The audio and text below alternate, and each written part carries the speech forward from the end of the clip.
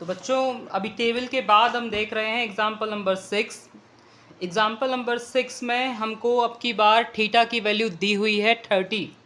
ठीक है, A B C एक राइट एंगल ट्राइंगल, इस पे बी पर राइट एंगल बन रहा है। हमको सिर्फ परपेंडिकुलर की वैल्यू चाहिए, दी हुई है 5 सेंटीमीटर और एक्यूट एंगल 30 डिग्री दिया हुआ है।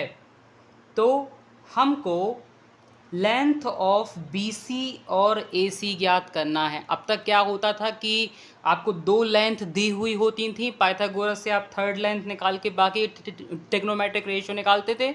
अभी आपको एक कोई ट्रिग्नोमेट्रिक रेशियो दिया होगा, सॉरी नहीं दिया। क्या दिया है? सिर्फ एक साइड, सिर्फ एक एंगल, और बोल रहे हैं कि बाकी का निकाल कर दो। ठीक है, आइए स्टार्ट करते हैं। तो सबसे पहले क्या करते हैं हम लोग, एग्जाम्पल 6 डायग्राम, ये रहा C, ये रहा 30, ये रहा 5, ये रहा BA। In right triangle ABC theta equal to 30। ठीक है, और परपेंडिकुलर हमको 5 दिया हुआ है।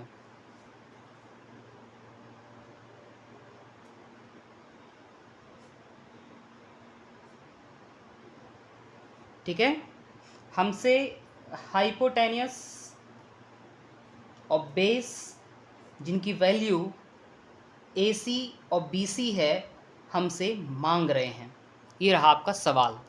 ठीक है, तो फर्स्ट ऑफ ऑल परपेंडिकुलर और हाइपोटेन्यूस के बारे में आप क्या जानते हैं? परपेंडिकुलर और हाइपोटेन्यूस के बारे में आप जानते हैं कि अगर हम परपेंडिकुलर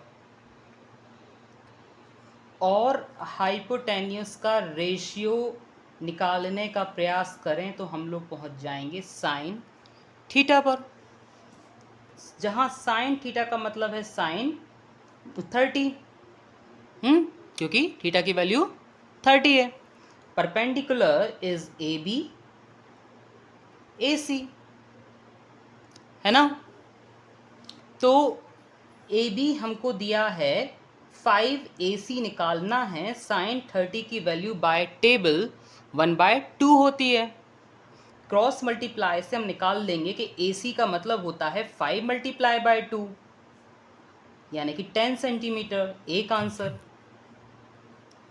ठीक है, अब हमको निकालना है बेस BC। तो परपेंडिकुलर और बेस के बीच में आप एक रेशियो जानते हैं कि perpendicular divide by base is called tan theta, जहां थीटा का मतलब क्या है 30। बेस AB है, base BC, sorry perpendicular AB है, बेस BC है। AB 5 दिया है, BC निकालना है।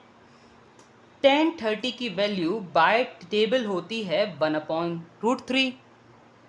ट्रांसपोज करोगे तो BC मिल जाएगा आपका 5 मल्टीप्लाई बाय √3 यानी 5√3। या तो हमारा आंसर ये है, या आप √3 की वैल्यू जानते होंगे, है ना, 1.732 होती है ना, बाय डिवीज़न मेथड। तो उससे भी आप मल्टीप्लाई कर सकते हो। तो ये आपकी दो साइडें आ गई, है ना। अब अगर 2 मिनट को सोचो कि अगर हमें मतलब 10 के बारे में मालूम नहीं होता, हम बल्कि इसके बारे में कॉस को लेकर जान रहे होते, तो कॉस क्या होता है, मतलब BC divide by AB, right. BC divide by AB, sorry AC means cos 30, right. जहाँ कॉस 30 का मतलब होता है √3/2। BC हमको नहीं दिया, AC अभी अभी आप निकाले हो 10। After cross multiply you will know कि ये हो जाएगा BC 10√3 डिवाइड बाय 2 यानी 5√3। यानी आप कोई भी ट्रिग्नोमेट्रिक रेशियो बदल के निकालो, आप सेक्स से निकालो, कोसेक्स से निकालो, कॉट से निकालो, सबसे आपका वैल्यू इतना ही आएगा अगर उसमें मतलब बेस है फॉर्मूले में। तो अंडरस्टूड, है ना। तो इस तरह से आप इस सवाल को देख लीजिए। सबसे पहले मैंने इसमें एक डायग्राम बनाया, डायग्राम के बाद मैंने सब कुछ उसमें जमाया कि कौन क्या दिया था, थीटा था, परपेंडिकुलर था, बेस हाइपोटेन्यूस नहीं दिया था। फिर हमने साइन के सापेक्ष हमने इसको लगाना सॉल्व किया, धीरे धीरे बढ़ के हम लोग यहाँ तक आ गए। ठीक है, तो अब इस तरह से हम लोग एग्जाम्पल नंबर 7 देख लेंगे। एग्जाम्पल नंबर 7 में कुल 2 एग्जाम्पल्स हैं। देखो ये आ गया AC10 है ना, और वो 5√3 आ रहा होगा, देखो ये आ रहा। ओके, जूम कर लीजिए। आई एग्जाम्पल नंबर 7 हमको क्या बोल रहा है? एग्जाम्पल नंबर 7 कह रहा है कि एक ट्राइंगल है, उसमें आपको 2 साइड दी जा रही हैं PQ और PR। यानी अगर हम R के सापेक्ष बात करें, R एक एक्यूट एंगल है, अगर हम इसके सापेक्ष बात करें तो हमको परपेंडी और हाइपोटेनियस दिया हुआ है, और अगर हम मतलब P के सापेक्ष बात करें तो हमको बेस और हाइपोटेनियस दिया हुआ है, यानी हाइपोटेनियस तो हमको हर हाल में दिया है। तो हमको 2 एंगल्स निकालने हैं QPR और PRQ, जहाँ PRQ मतलब एंगल R और QQPR यानी कि एंगल P हमको निकालना है। ठीक है, तो हम लोग कैसे निकाल सकते हैं? ठीक है, एंगल सम प्रॉपर्टी का भी इसमें हम लोग इस्तेमाल कर सकते हैं। आइए देखें।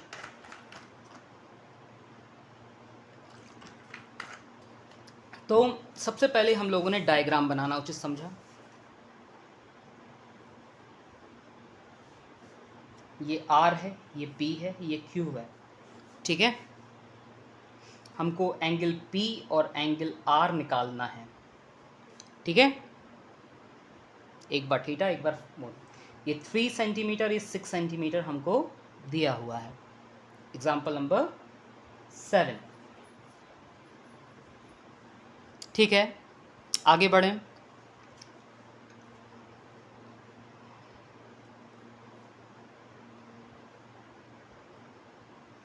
इन right triangle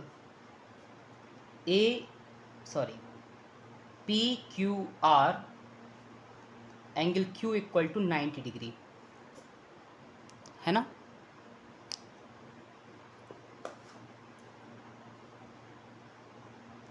angle PRQ equal to theta हमको निकालना है, एंड एक और चीज़ निकालना है QPR, जो कि हम एंगल सम प्रॉपर्टी से भी निकाल सकते हैं और कॉम्प्लीमेंट्री एंगल से भी निकाल सकते हैं।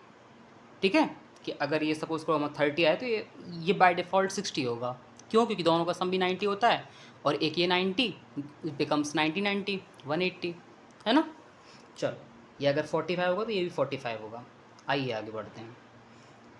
साइन थीटा है ना, होता है परपेंडिकुलर अपॉन, बोलो, जब तक बोलोगे नहीं तो याद नहीं होगा, perpendicular upon hypotenuse. Sine theta का मतलब, थीटा ही ले लें, परपेंडिकुलर अपॉन हाइपोटेनियस की वैल्यू थी PQ डिवाइड बाय PR। इसकी हमने वैल्यू रख दी 3/6, इसका मतलब होता है 1/2। साइन थीटा में टेबल में किस जगह मतलब 1/2 रखा होता है? ऑब्वियसली साइन 30 की जगह, राइट। साइन से साइन हट गए, थीटा बराबर कितना आ गया? 30 डिग्री। ये क्या आ गया आपका? Angle PRQ। Using angle sum property, angle QPR हो जाएगा 60 डिग्री। समझ में आया? अब देखो, आप जानते हैं कि इन तीनों का सम होता है 90। अगर ये आपका 30 है, ये आपका 90 है, ये तीनों का सम 180 होता है, तो 90 + 30 इज़ 120, जो कि 180 से माइनस होंगे तो ये आपका 60 आपको बाय डिफ़ॉल्ट देगा बाय एंगल सम प्रॉपर्टी। और अगर ये काम नहीं करना है तो आप इसमें कॉस R भी निकाल सकते हैं।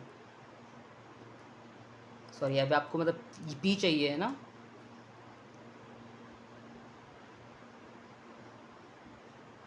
ठीक है।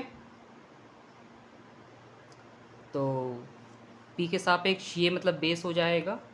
अब cos p निकाल सकते हैं, cos p हो जाएगा बेस अपॉन हाइपोटेनियस, जिसका मीनिंग होता है ये वाला बेस, क्योंकि p के सापेक्ष बेस ये होगा P Q divide by P R, P Q divide by P R, यानी कि 3/6, यानी कि 1/2।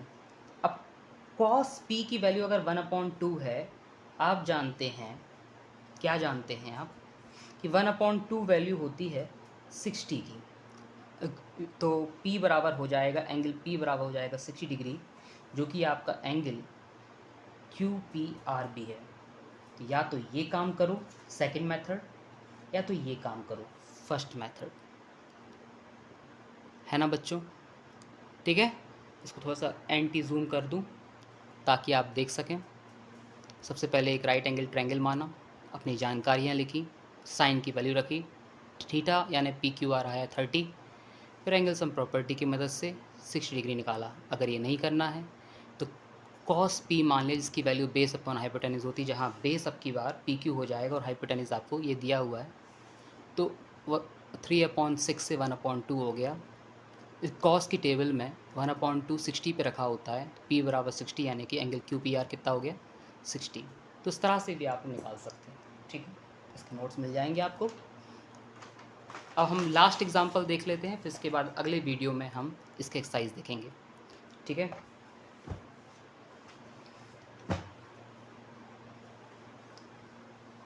एग्जाम्पल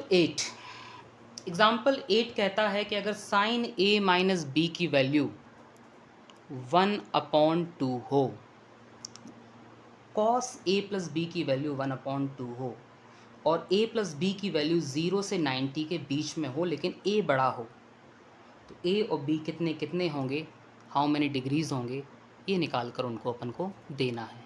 उनके 45 और 15 आ रहे हैं। ठीक है, हम लोग निकाल लेंगे। ठीक है, अभी से टेंशन ना पालो।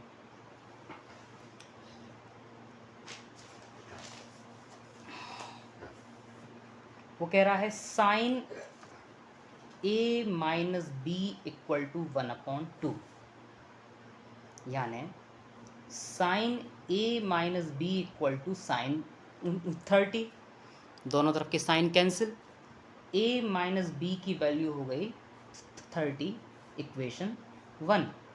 और वो एक बात बोलता है कि cos a प्लस बी की वैल्यू होती है 1/2, यानी cos a प्लस बी की वैल्यू होगी cos 60, दोनों तरफ की cos cancel, a plus B की वैल्यू हो गई 60।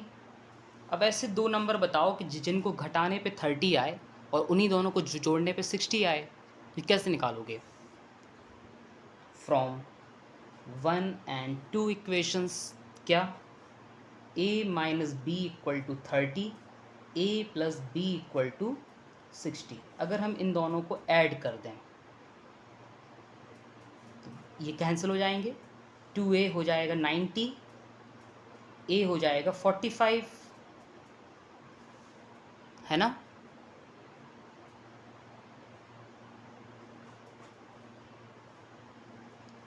a की वैल्यू को अगर हम रख दें इक्वेशन 1 में, value of a in equation 1, जो कि क्या था, a माइनस बी बराबर था 30, 45 minus B equal to 30, 45 minus 30 equal to plus B, B equal to 15 degree. ये आपको निकालना था, है ना? थोड़ा सा एंटी जूम करें। सबसे पहले आपको a माइनस बी की वैल्यू साइन के साथ दी हुई थी 1/2, 1/2 टेबल में साइन 30 की जगह होता है, a माइनस बी की वैल्यू आ गई 30। उसी तरह से a प्लस बी की वैल्यू कॉस के साथ कंपेयर करने पे 60 आ गई। दोनों इक्वेशंस को लिखा, उनको ऐड किया। अगर मैं यहाँ लिखता सब्ट्रैक्टिंग तो आपके नीचे वाले इक्वेशन के साइन चेंज हो जाते हैं, लेकिन हमने लिखा एडिंग, यानी कि ऐड करना है। तो माइनस बी प्लस बी को ऐड करोगे तो आपका बी कैंसिल हो जाएगा, 30 60 90 हो जाएगा। 2a का मतलब 90, ए का मतलब 90 का हाफ यानी 45। ए की वैल्यू वापस से आप अपने इक्वेशन 1 में रख दो, ए माइनस बी यानी मतलब 45 minus B equal to 30, 45 minus 30 equal to B, B मतलब 15 डिग्री। दो वैल्यूज़ आपको मिल जाएंगी। ठीक है, सवाल यहाँ से स्टार्ट हुआ था, एग्जाम्पल 8 है ये। ठीक है, वीडियो पॉज करो और लिख लो। अगले वीडियो में मुलाकात करते हैं और एक्सरसाइज 8.2 स्टार्ट करते हैं।